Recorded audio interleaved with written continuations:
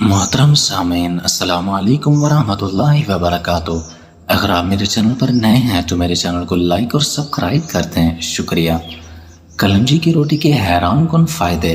اجزاء: دیسی گندم کا بغیر چھانا ہوا آٹا آدھ پاؤ، پیسی ہوئی کلنجی آدھا چائے کا چمچ، نمک چٹکی بھر اور پانی۔ بنانے کا طریقہ: آٹا، کلنجی اور نمک پانی میں ملا کر گوندھ لیں، پھر اس کی روٹی بنا لیں۔ فوائد: بیرونی عام روٹی کی نسبت مکوی مادہ ہے۔ یہ خون میں کولیسٹرول کی زیادتی کو کم کر کے اعتدال پر لاتا ہے۔ یہ روٹی فالج، لکوہ اور جوڑوں کے امراض میں مفید ہے۔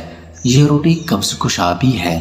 زبان پر چھالوں کا ہو جانا: اگر زبان پر چھالے ہو جائیں، ایک کیلا دہی کے ساتھ صبح سویرے کھا لیں۔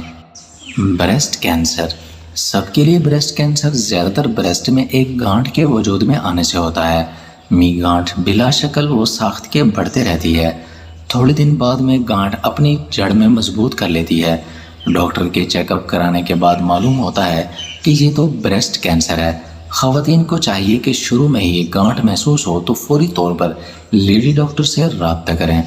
پستانوں پر چوٹ کا لگ جانا: مغز بادام 1 تولہ چھلے ہوئے، کشمش 1 تولہ منقع، 1 تولہ تینوں چیزوں کو پانی کی مدد سے خوب گھوٹ کر ذرا نیم گرم کر کے دن میں 3 مرتبہ لیپ کریں۔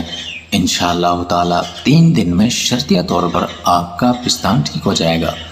Face cleansing and whitening re cleansing: جو کا آٹا آدھا چمچ، چاول کا آٹا آدھا چمچ، پانی حسب ضرورت۔ جو اور چاول کے آٹے کو پانی میں پیسٹ بنا کر چہرے پر لگا کر 5 منٹ کلینزنگ کے انداز میں مساج کریں اور پھر چھوڑ دیں۔ خشک ہونے پر اس کو دھو لیں، جو چہرے کی کلینزنگ کرتا ہے، جبکہ چاول اسکن وائٹ، اسکن ٹائٹ اور داغ دھبوں نشانات کو ختم کرتا ہے۔ اس عمل کو صبح یا رات روزانہ کریں۔ سانپ کاٹنے کا علاج: ریمنت چینی کا سفوف بنا لیں، 2 رتی 3 بار دن میں پانی سے دیں، زہر کا اثر بہت جلدی ختم ہو جائے گا۔ مسوڑوں سے خون کا آنا: انار کے پھول کو خشک کر کے باریک پیس لیں اور بطور منجن مسوڑوں پر ملیں، بہت زیادہ فائدہ ہوگا۔ ناخنوں کو چمکدار بنانے کے لیے لیموں کے چھلکے سے جس میں نمی موجود ہو ناخن کی مالش کریں، اس سے ناخن بالکل صاف اور چمکدار ہو جاتے ہیں۔